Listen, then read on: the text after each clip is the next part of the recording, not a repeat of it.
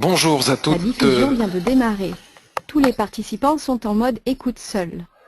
Voilà, la petite dame vient de finir son discours. Bonjour à toutes et à tous, je suis Patrick, connu aussi sous le pseudonyme de Cypressa, et je vais tester ma connexion internet avec ma 4G de mon téléphone et dans mon bureau qui résonne un petit peu. Donc pour tester tout ça, j'en profite pour faire une petite revue de marché Ishimoku post-FOMC.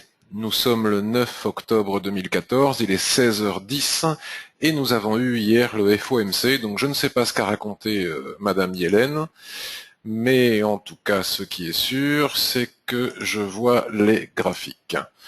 Donc la première chose que je vais faire, c'est vous reparler, avant de passer concrètement au marché, de mon site Ishimoku Kinkoyo. Si ça vous intéresse, vous pouvez taper ishimoku-kinko-yo.info dans la barre d'adresse de votre navigateur préféré, vous tomberez sur le site, ou si vous tapez Ishimoku directement dans Google, vous tomberez dessus aussi.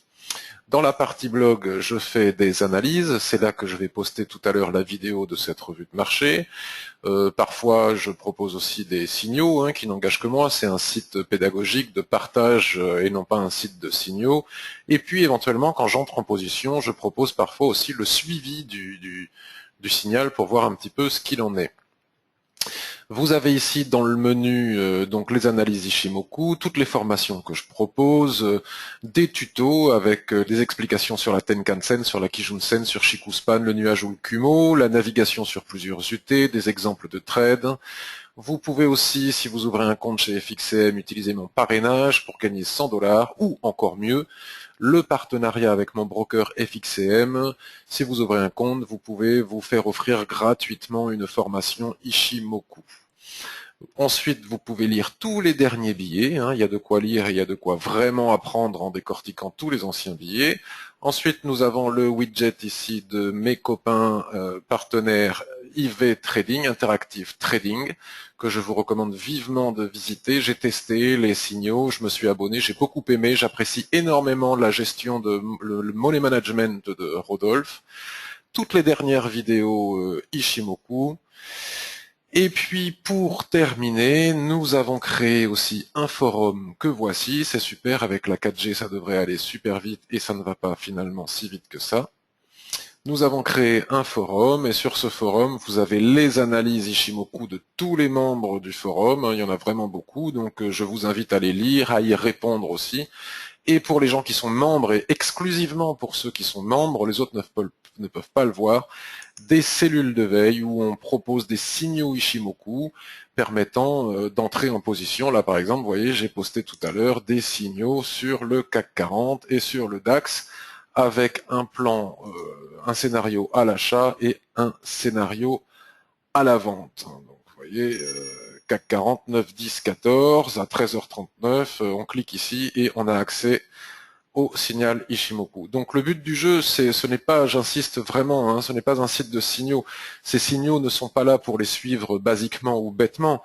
Ils sont là à utilité pédagogique, pour que vous puissiez voir comment on s'y prend, qu'est-ce qu'un signal Ishimoku, et ensuite vous analysez par vous-même si vous avez envie, et vous décidez par vous-même si vous entrez en position ou pas. Ce n'est pas un site de signaux. Pour cela, je vous conseille plutôt un IV Trading que je vous montrais tout à l'heure, où Rodolphe est un professionnel et il fait ça bien mieux que nous, où nous n'avons pas cette vocation. Nous avons une vocation plutôt pédagogique. Donc voilà pour la présentation du site. Nous allons maintenant revoir un petit peu les graphiques. Donc euro-USD, que s'est-il passé avec l'euro-USD? Donc ce que l'on peut voir ici et maintenant, c'est cette magnifique tendance là depuis la cassure des 1,33. Sur le H4, nous avons une magnifique tendance avec une Kijun qui coiffe parfaitement bien les prix et au-dessus de la Kijun, le nuage. Et hier soir, après le FOMC, je ne sais pas ce que Madame Yellen a raconté, mais ça a redonné une petite force à l'euro, qui a réussi non seulement à casser sa Kijun, mais qui a réussi aussi très légèrement à casser son nuage. Le problème, c'est que notre fameux filtre, la Shikuspan ne valide toujours pas le signal. Alors attendez, on va faire un petit truc joli, comme ça sera fait. Paramètres par défaut, pif paf. c'est réglé, on aura des petits ronds jaunes. Vous voyez, la Chikou-Span ne confirme pas, c'est-à-dire que même si les prix sont montés jusqu'ici, Chikou n'a pas réussi à passer la SSB, n'a pas réussi à transpercer le nuage, et même, je dirais même plus, elle n'arrive même pas à franchir la SSA, et la SSA est la droite la plus faible du nuage. Donc pour pouvoir éventuellement envisager d'acheter, il faudrait que Chikou réussisse à s'affranchir du nuage, sinon ça va être difficile. Bon, là, sur le H4, il ne s'agit pas de vendre non plus, puisque les prix sont repassés au-dessus du nuage, et pour pouvoir vendre, il faudrait repasser au minimum sous ce plat Kijun qui est ici, à 1,26, on va dire. Donc pour le moment, on est dans une zone d'attente. Ishimoku parlant, il me semble qu'il n'y a rien à faire, si ce n'est attendre. Si on regarde sur le daily, on voit encore cette superbe tendance. Alors là, c'est carrément, oui, toujours depuis 1,35, vous voyez, c'est magnifique. Et on a eu très peu de retracements sur Kijun, donc le moment est peut-être venu de retracer la dernière jambe de baisse, là, comme ça, de retracer 50%, hein, puisque Kijun est toujours équivalente, ou très souvent équivalente au retracement 50% de Fibonacci. On voit que le RSI 21 correspond plus ou moins à cette zone. Et donc nous pourrions avoir bon, là sur le daily, on ne sait pas ce qui va se passer aujourd'hui, mais là on est en train de faire une étoile filante. Pour le moment, il faut attendre. Bon, c'est même pas sûr qu'on arrive à atteindre le retracement de 50%. Si ça se trouve ici c'est les 38,2, enfin je l'ai pas fait, je vous laisse voir. Mais en tout cas ça reste parfaitement bien baissier. Donc bon, pour le moment c'est neutre. Moi j'ai pas envie de vendre ici puisque le H4 ne valide pas la vente, hein, comme on l'a vu tout à l'heure. J'ai pas envie d'acheter non plus. J'attends de voir. Bon là on a eu une pénétrante qui a donné comme objectif ce seuil, hein, puisque les chandeliers japonais ne donnent pas d'objectif. Ils indiquent les forces en présence qui se passent, ne donnent pas d'objectif. Donc bref, on va pas y passer la journée. Euro USD, je mets de côté pour le moment.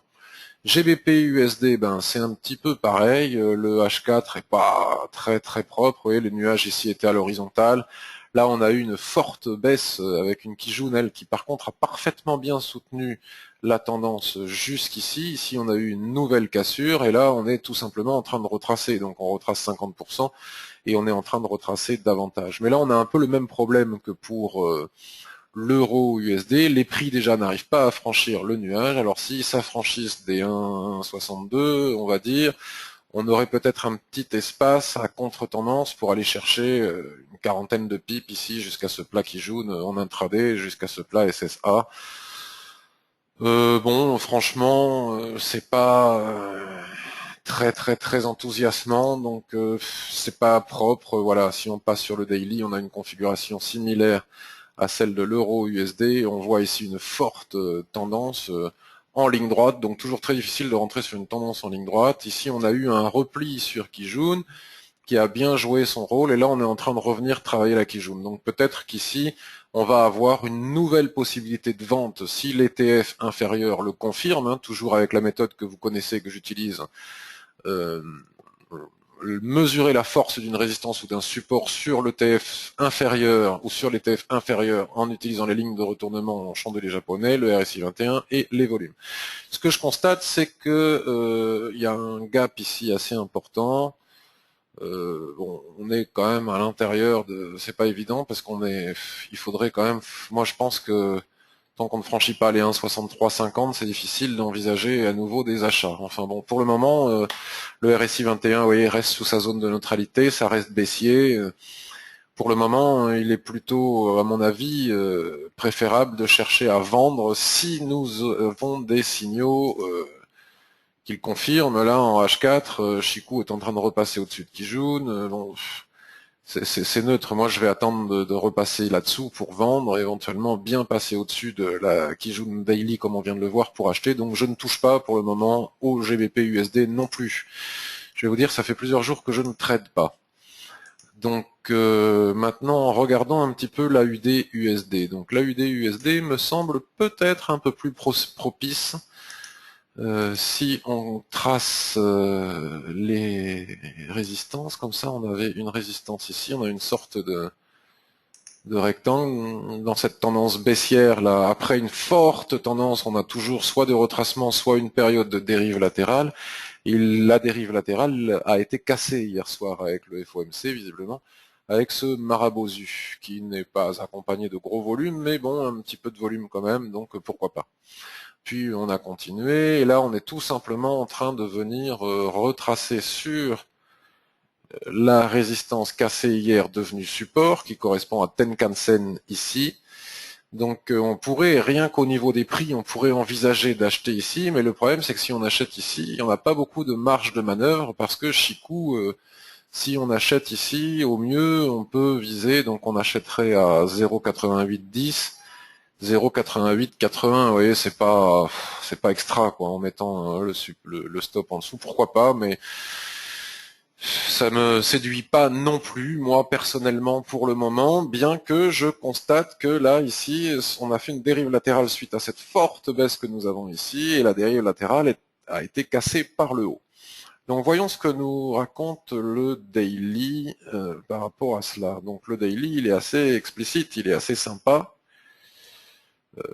On a ici une cassure, vous voyez, de ce range qui était ici, on a une cassure à 0,9250 et on est descendu en ligne droite jusqu'à 0,8675. Donc c'est quand même assez impressionnant. Hein. En quelques jours seulement, là j'ai pas m'amusé à compter les chandeliers, mais on a perdu des centaines de pips en quelques jours. Ici on marque un arrêt, il doit y avoir quelque chose, ici il doit y avoir un support qu'on peut trouver sur les TF supérieurs, weekly ou mensuel. Hein. Je suis sûr que je vais regarder après qu'on va trouver quelque chose. Et on vient de casser non seulement la Tenkan qui est en train de remonter, on a cassé la dérive latérale par le haut. Enfin bon, là on ne sait pas trop ce qu'on est en train de faire, un doji ou quoi, ça me plaît pas beaucoup. Mais sur daily, il est où le nuage? Il est ici. On peut viser au moins alors 0,8893, c'est à peu près ce que je disais tout à l'heure, et puis ensuite la Kijun qui est ici, mais enfin ça reste de la contre-tendance. Moi, j'aurais plutôt tendance à attendre de laisser monter sans nous les prix jusqu'ici, s'ils y vont. Et à partir de là, on verra si on casse ici, on aura peut-être de la marge pour aller chercher quelques points plus haut, peut-être l'ancien support qui est ici, résistance qui est ici, pardon, ou voire même vendre pour pouvoir aller chercher plus bas. Donc voyons ce que nous racontent les TF supérieurs. Donc on voit clairement pourquoi ça a rebondi ici, hein, on avait un support des prix, alors est-ce qu'on est en train de faire un double bottom? Je ne sais pas, en tout cas on est dans un range de long terme, qu'il est à peu près facile de tracer, voilà, donc oui, la probabilité quand même hein, de monter est importante, parce qu'on fait un superbe avalement, bon là la bougie n'a pas clôturé, elle va clôturer demain, sur ce support, double bottom, à l'intérieur de ce rectangle, le nuage est complètement plat au milieu de ce rectangle, la probabilité d'aller chercher au moins les 0,90-20 est importante. Elle est importante. Voilà. Donc à voir. C'est probable, mais il nous manque des petites confirmations. Hein. Il nous manque des petites confirmations sur le H4, ce serait pas inutile. 0,8890, c'est le premier. Bon, voilà, attendre. Il faut attendre un petit peu. Moi, j'ai pas envie de rentrer. Enfin, j'ai pas assez d'éléments me permettant de prendre le risque de rentrer en position. Je ne trouve pas suffisamment de probabilité de succès si j'entre long sur ce support. C'est tentant, mais voilà, je dois tenir compte de Chikou qui ne valide pas le mouvement. NZD, USD, bien écoutez, on a quelque chose de similaire. Enfin, c'est assez sympa quand même parce que c'est un peu plus propre. Si on prend le plat, comme ça, tac, on trace une droite en extension, comme on fait d'habitude. Déjà, on voit que le RSI 21, il est en train de repasser haussier. Il a enfin cassé à nouveau sa zone de neutralité. On revient retracer à la fois sur la zone de neutralité et la trend, hein, qui est mal tracée, mais ce n'est pas très grave. Voilà, donc il doit correspondre, voilà. Ishimoku parlant, ce serait bien de casser, vous voyez, ça ne passe pas ici, il faut que Chikou passe le nuage, il faut que les prix passent cette SSB, qui est à 0,7954, et le prochain objectif serait 0,80, ce petit plat qui joue ici sur le H4, et puis plus probablement 0,8072, enfin, on va essayer de voir ça sur le daily pour trouver un objectif plus précis. Ben voilà, c'est clair, c'est net et c'est précis. Donc si on casse, vous voyez, cette droite-là, c'est sur le daily un plat Tenkan, d'accord. Le RSI 21, lui, ici, sur le daily, reste parfaitement bien baissier. Et en général, quand on casse la zone de neutralité, tôt ou tard, on vient la retester pour repartir éventuellement à la vente. Donc nous pourrions faire un pullback sur les 0,8030. Donc si on casse 0,7960, on peut aller chercher 0,8030, 0,8055. Mais il faut attendre de casser ce niveau, au moins sur le H4. Et ce plat and can correspond tout simplement à cette zone de résistance ici, qui n'est autre que la SSB du H4. Donc effectivement, si on casse ici, on a une validation du signal Chikou casse et les prix cassent, et on peut éventuellement à contre-tendance aller chercher la Kijun, mais encore une fois, moi, la contre-tendance, j'aime pas beaucoup, mais en tout cas, de toute façon, le signal n'est pas validé pour le moment. Après, si on replonge en dessous, si on repasse, si on recasse ici en clôture la SSB, on peut revenir chercher, ben vous voyez, c'est ici qu'on s'est arrêté, 0,79, enfin c'est pas très tentant. Rentrer sur du H4 pour prendre 20 pips, ça m'intéresse pas des masses. USD CHF, bon on a fait euro USD, donc c'est pas la peine de faire USD CHF, c'est la même chose. Donc alors USD JPY, vous savez, cette paire qui nous a donné tant de satisfaction depuis la cassure des 103 dernièrement, on est allé chercher les 110 et ça nous a fait une grosse partie de nos gains du mois de septembre. Alors c'est extra parce que je ne vais pas recommencer l'analyse, hein. Vous connaissez maintenant par cœur si vous me suivez qu'est-ce qui se passe ici au niveau des 110, c'est une résistance majeure sur le mensuel. Donc vous voyez, c'est comme d'habitude, hein, on a une tendance parfaitement bien haussière avec une Kijun qui soutenait super bien la tendance et qui nous a permis de prendre des renforts, de sortir, enfin etc. On s'est éclaté sur cette tendance. On a un nuage qui accompagnait bien la tendance, d'un seul coup il se met à plat, il commence à twister dans tous les sens et il nous indique que la tendance s'essouffle, c'est normal puisqu'on a atteint une résistance majeure au niveau des 110, et aussi on entre dans une dérive latérale, hein, qui est tout simplement celle-ci, dans cette dérive latérale. Attendez, excusez-moi, l'antivirus là il me perturbe, voilà. Dans cette dérive latérale, un classique, hein, quand on a une tendance comme ça et qu'on touche une résistance importante, on fait une dérive latérale, et la cassure de la dérive latérale au-dessus des 110 ouvre la voie à 112, et je sais plus combien, on verra le moment venu, et la cassure de ce range par le bas est théoriquement un signal de vente, théoriquement. Sauf que lorsqu'on a une cassure de range comme ça, on regarde quand même le TF supérieur avant de rentrer, et si on a un obstacle qui est assez loin et qui nous permet d'entrer en position à la vente avec un bon ratio, on y va. Mais si, comme le montre là maintenant le daily, on a une Kijun juste en dessous, ben on n'y va pas, puisque le ratio n'est pas bon, il faut au minimum attendre de casser la Kijun. Donc si on casse la Kijun ici, ça sert à rien de le faire maintenant, parce que c'est inutile. Si on casse la Kijun ici, on ira regarder sur le mensuel, parce que c'est sur le mensuel que sont tous les plats SSB qui nous permettent d'aller chercher les objectifs. On ira sur le mensuel pour voir si il est pertinent de vendre ou pas. Pour le moment, selon moi, ça ne l'est pas, parce que tant qu'on ne passe pas au minimum sous la Kijun, il n'y a pas de signal. Voilà. D'ailleurs, regardez le RSI 21, c'est pareil, hein, on a cassé ici la zone de neutralité, on monte très fort, on vient retester le support, c'est normal, et ici la probabilité de repartir à l'achat, enfin à la hausse, est importante, donc il faut attendre de casser ce support majeur avant d'envisager de vendre, et même si on le casse ici, on ira voir sur Weekly ce qui se passe. Chikou a de l'espace pour aller jusqu'au prix, donc il ne serait pas étonnant qu'on atteigne cette SSB ici à 105,82. Je suis sûr que si on va voir sur le mensuel, on doit retrouver à peu près le même niveau. Bon, mais en tout cas, toujours rien à faire. GBP, JPY, bon, ben, allez, hop, on passe. AUD, JPY est pas mal parce qu'il est dans un range, donc on peut peut-être trader le range. Cet excès ici sous le range, vous voyez, avec cette magnifique étoile du matin, là, magnifique, n'est autre que un ressort sur le daily, hein, si on regarde ça sur daily, puisque le range ici il est en H4 mais il est sur tous les TF, si on regarde sur le daily, on a un superbe ressort qui nous permettait d'entrer en position.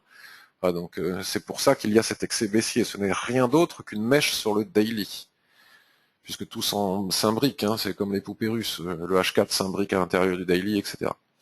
Donc lorsque l'on est en range, on voit bien que les droites de l'Ishimoku se mettent complètement à plat, en premier Kijun, ensuite on a le nuage qui se met complètement à plat, qui va commencer à twister, et qui va nous confirmer le range. Donc l'idée c'est de vendre en haut et d'acheter en bas. Donc là on est au milieu de nulle part, j'ai fait ni l'un ni l'autre, donc on attend. Quand on arrivera ici, il s'agira, comme je le montre toujours, comme je le montre tous les jours sur le blog et le forum pour ceux qui suivent, il s'agira d'aller regarder sur les unités de temps inférieures ce que dessinent les lignes de chandelier japonais, l'augmentation des volumes, tralali, tralalaire, pour voir s'il est pertinent d'acheter ici. Moi, j'aime beaucoup trader les ranges parce qu'on a des ratios très intéressants, vous voyez. Bon, là, il faudrait mettre le stop sous la mèche, c'est un petit peu moins intéressant. Et quand on est en haut, si jamais on fait un soulèvement, surtout qu'on est doublé, là, la borne du range est doublée par ce plat SSB, puis ensuite ce plat qui jaune, il est intéressant de vendre pour aller chercher le bas, toujours avec un bon ratio. Mais enfin là, on est au milieu, donc les gens qui ont vendu en haut sont très contents, et là, nous, on attend d'être en bas pour pouvoir éventuellement acheter. NZD, JPY, exactement la même chose. Donc dans une tendance baissière, vous voyez, la Kijun se met à plat, le nuage commence à se mettre à plat, il va bientôt twister. Donc là, nous avions une possibilité de vente sur ce soulèvement, et ici aussi, ce petit excès n'est rien d'autre qu'une mèche sur le daily. Donc pour le moment, c'est exactement la même chose, on attend de voir. Donc les droites de l'Ishimoku, lorsque l'on est en range, vous le savez, ne jouent plus du tout leur rôle de support aux résistances, elles ne sont là que pour marquer l'équilibre du range et puis pour nous indiquer, lors d'une rotation partielle, le sens probable de la sortie de range. Bon, voilà. Donc là, nous avons deux opportunités à venir, hein. Le trading, c'est aussi une question de patience. Donc ici, nous pourrions avoir un signal d'achat de la même manière qu'ici, nous pourrions avoir un signal d'achat aussi, ou ici de vente. Enfin, on verra. Euro JPY, ben, même combat, hein, exactement la même chose. Un petit peu en retard, regardez, le nuage ne s'est pas encore aplati au milieu, mais Kijun commence à s'aplatir au milieu. Donc c'est prématuré pour trader ce range, mais ici, vous voyez, si on fait de nouveaux ressorts comme ici, genre par exemple, ces ressorts sont d'excellents points d'achat pour aller viser le haut du range. De la même manière que ce soulèvement était un bon point de vente pour aller chercher le bas. Mais le nuage n'est pas encore suffisamment plat pour avoir la certitude que l'on va bien rentrer en range. Et d'ailleurs, on peut constater que Kijun est en train de plus ou moins jouer son rôle. Enfin, si elle casse ici, on peut même commencer à anticiper, vendre à 137, enfin, je sais pas à combien ça va casser, hein, 137,10, disons, pour aller chercher 136,80. En intraday, on peut déjà faire ça, puis payer ici, et si ça casse, ce n'est que si ça casse qu'on ira regarder sur les unités de temps supérieures quels sont les objectifs et si ça vaut le coup d'entrer à la vente ou pas. Euro AUD, bon ben Euro AUD, on est en range aussi, hein. On est en range partout. Moi j'aime beaucoup le trading range, on a eu des tendances en septembre, c'est pas totalement anormal qu'on soit en range maintenant. Bon, il faut voir, vous voyez, pour le moment, regardez, on est venu taper le bas ici, on est en train de remonter, mais moi je préfère avoir des ressorts ou des soulèvements pour vendre. Ici par exemple, on a un super soulèvement, on pouvait vendre ici pour viser le bas et ça marche, vous voyez. Donc si on casse, donc là il doit se passer quelque chose, voyez, on va le marquer. Pourquoi cette cassure n'a pas permis d'aller plus bas? Si on casse par le bas, hein, je vous le montre qu'une fois, d'ailleurs regardez comme le RSI est neutre, si on casse par le bas, qu'est-ce que l'on peut éventuellement viser? Est-ce que j'enregistre? Oui, j'ai eu peur d'un seul coup, je me suis en train de dire si je fais tout ça pour rien. Vous voyez tout simplement pourquoi les prix se sont arrêtés ici, tout simplement. Ishimoku est parfaitement bien fait. C'est un gros support, c'est une SSB plate.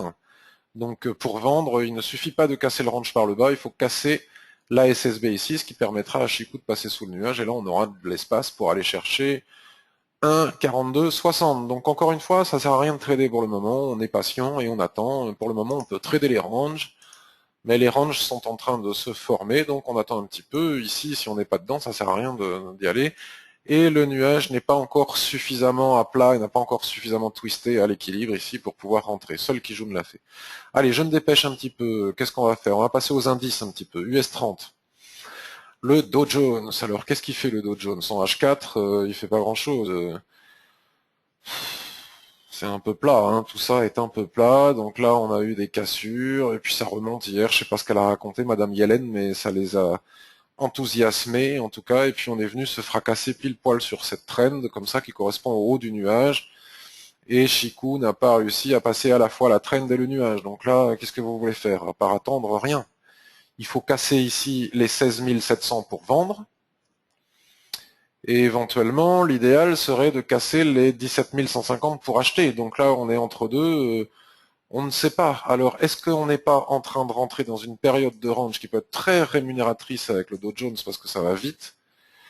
Je ne sais pas encore, mais encore une fois, vous voyez, on est en train de... Pourquoi est-ce que je dis ça? Parce que je vois le nuage s'aligner. La première chose que je regarde, c'est le nuage.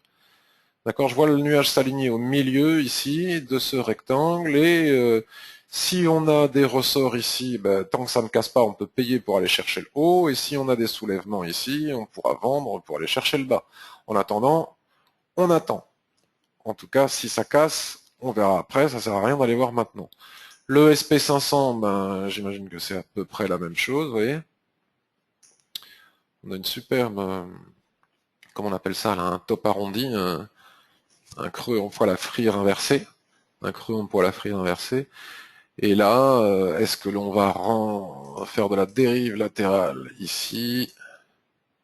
Paf, j'en sais rien, mais enfin, on voit bien qu'il n'y a pas de tendance à l'intérieur de ce rectangle. On ne peut pas dire que ce soit vraiment baissier. Vous allez voir sur le weekly, on est encore totalement haussier, hein, ça n'a pas encore cassé. Et donc le nuage est en train de s'aligner au milieu, en même temps que Kijun. Donc voilà, on vend ici sur soulèvement et on achète en bas sur ressort en attendant de casser. Pour le moment, on est au milieu de nulle part, donc on attend. De toute façon, on n'allait pas le faire avant le FOMC, hein, c'est ce que je disais hier. J'ai proposé 2 signaux sur le DAX et sur le CAC, alors je vous montre pourquoi.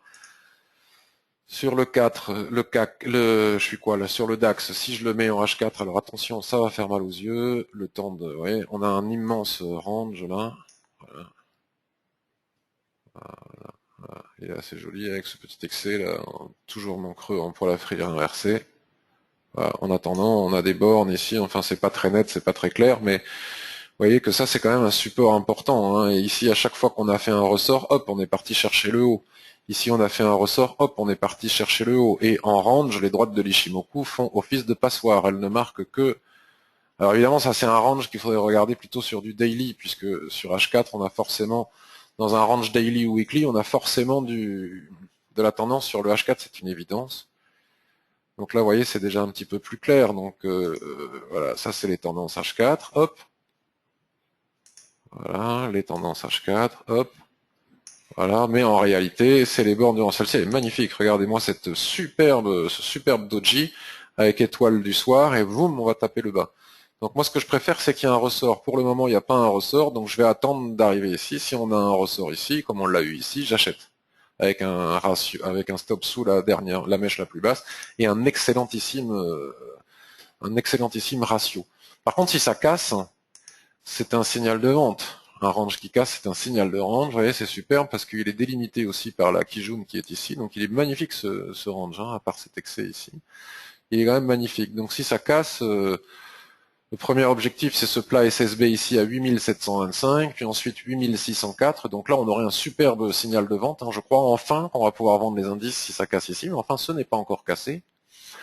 Voire même si on se met sur le mensuel, la logique voudrait que on vient de chercher Kijun qui est ici. Vous voyez, Shiku n'a aucun problème pour venir chercher Kijun qui est ici. Le prochain support, il est au niveau des prix ici. Donc si ça casse, on peut même viser 500 pips, 8500. Voilà. Pas en ligne droite. Hein. En sachant qu'ici, à 8732, c'est exactement le niveau qu'on vient de voir sur le daily. On a un support intermédiaire qui est ce plat Tenkan. Un plat Tenkan sur du mensuel, c'est pas de la gnognotte. Voilà. Et cette Kijun doit correspondre à la zone de neutralité du RSI 21. H4, ben même combat, vous voyez, je suis content parce que là bientôt je vais avoir quelque chose à me mettre sous la dent. Donc si j'ai un ressort, je vais partir long, mais ça va dépendre aussi bien évidemment de l'US30 et du SP500 qui donnent le ton. Hein. Si le SP500 se casse la binette, même si j'ai un petit signal d'achat ici, je ne rentrerai pas à l'achat bien évidemment.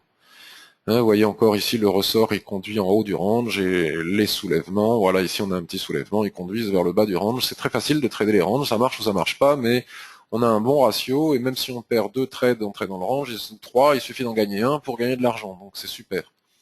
Moi j'aime beaucoup, voilà. Et là c'est pareil, si ça casse, donc ça se mesure, soit on entre en H4, soit on peut anticiper en H1, voire même en 15 minutes. Il suffit de regarder ce que nous racontent les chandeliers, donc admettons qu'ici on commence à faire, sur ce support, on fasse un marteau avec des volumes qui augmentent, on peut acheter. Mais tant qu'on n'a pas de ligne de chandelier japonais de retournement, là vous voyez sur ce tout petit retracement, on est même en train de dessiner quelque chose de baissier, tant qu'on n'a pas de ligne de retournement et de volume qui augmente pour nous montrer que les acheteurs défendent leur support, c'est même pas la peine d'envisager de payer le bas du range. Hein, voilà, il y a des petites techniques comme ça. Par contre, si ça casse, donc c'est exactement pareil que le DAX, on passe au weekly et le weekly nous donne les objectifs. Bon, on voit bien que ce plat Kijun qui est ici marque le bas du range. Et donc on a tous ces petits plats pour l'intraday. Voilà, tous ces petits plats, on peut les viser pour l'intraday. Jusque celui-là, il est important. Celui-ci, il est plus important que les autres parce que c'est un plat SSB long et plat plus que les autres dans l'alignement d'un plat Kijun. D'accord? Donc c'est plus important. Et Shiku, j'en parle pas, mais voilà, premier obstacle ici, l'intersection avec le nuage.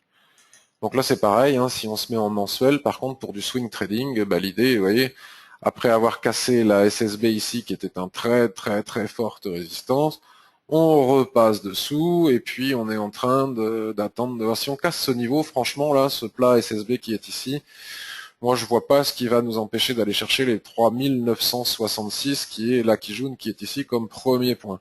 Et si ça casse, bah, c'est la SSB juste en dessous. Vous voyez, c'est simple. Il suffit d'attendre.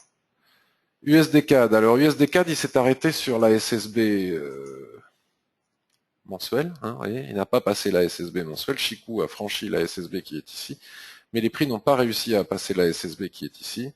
Donc on retrace, on pourrait retracer sur Tenkan pour repartir, mais avec le FOMC d'hier, on ne sait pas trop ce que va faire le dollar, donc il faut attendre un petit peu. Qu'est-ce que j'ai pas regardé? Enfin, on a regardé quand même pas mal de choses. On a des opportunités de trading range ou de trading en cassure des ranges. Il suffit d'attendre qu'elles se déclarent. Alors le silver, qu'est-ce qu'il raconte le silver? Ben, voilà ce qu'il raconte. Hein. Il est en train de casser, d'essayer. Il est en train d'essayer. Comme quoi, vous voyez, ce que je vous dis, ça marche pas à tous les coups. Là, on a un soulèvement, on peut vendre et pourtant on repart à la hausse. Mais bon, le faire ici, c'était un petit peu ballot, puisque ça, c'était quand? Ah non, c'est ce matin. Donc pourquoi pas? C'est pas le FOMC, donc c'était pas si ballot que ça. Mais si on perd, on ne perd pas grand-chose parce qu'on met le stop juste ici et on a un superbe ratio. Donc la prochaine fois, ça gagnera et on aura largement effacé la perte et en plus, on aura gagné de l'argent. Bon, ceci dit, le chandelier n'est pas clôturé. Un troisième soulèvement ici est théoriquement un signal de vente. On est bien baissier, Shiku reste sous le nuage se met complètement à plat et commence à twister pour nous indiquer qu'il n'y a plus de tendance. Donc si on fait un soulèvement ici, je pourrais être tenté de vendre pour aller chercher le bas du range. Et je présume que le gold, c'est pareil. Alors il a cassouillé ici, mais ça n'a pas suffi. Ouais. Comme quoi, bon quand tu veux, comme quoi une cassure de range n'est pas systématiquement un bon signal. On a cassé ici, et là on est en train d'englober. Et donc la probabilité, donc ça c'est la probabilité de repartir chercher le haut ici, du range, enfin un peu plus bas, parce que ici on a une dérive latérale qui est quand même légèrement coiffée comme ça. Donc si on arrive à taper ici, déjà ça serait pas mal, ça nous donnerait beaucoup de points. Bon, le gold, j'aime pas le trade. Regardez comme le nuage, après cette magnifique tendance, marque un essoufflement, se met à plat, et comme nous indique qu'on va sans doute rentrer dans une période de trading range. Voilà. Mais je choisirai pas ça. Euro GBP. Alors Euro GBP, on a avec Laurence Trading Tiger, on avait payé ici, on a pris une cinquantaine de pips. Et on a fait un ressort sous le support. La probabilité de repartir est importante, mais on est coiffé ici par une trend qu'il faut réussir à passer pour pouvoir viser plus haut, c'est pas simple. Donc résumons. Possibilité de trading range sur le silver, voire même en cas de cassure ici, si on passe au-dessus des 17,71, Shiku n'a plus d'obstacle jusqu'à 17,96, mais on va pas s'emmerder pour 20 pips. Le gold, ben c'est pareil, hein, possibilité de trading range ici, on peut venir au moins chercher la trend ici, qui à mon avis cassera parce que l'attraction de la borne haute du range est plus importante, mais enfin bon bref, ça sera déjà pas mal. Mais il faut attendre confirmation ici de cette englobante, et pour cela, il faut attendre au moins demain. Et puis moi, j'aime pas trop trader le gold parce que c'est volatile, je perds souvent. Le CAC 40, donc swing trading avec ici la Kijun, puis la SSB si jamais on casse. Tiens, d'ailleurs, on est en train de... Voilà. Si on veut le trader en intraday, ben, si on casse ici, on a tous ces petits paliers. Vous voyez, si on casse ici tout à l'heure, là, à 4132, on ira sans doute à 4090, puis ensuite à 4032. Donc ça peut être déjà mis à profit maintenant. Il suffit de faire comme ça, vous voyez, weekly, je reviens sur mon weekly. Si on veut l'utiliser en intraday, c'est simple. on trace des traits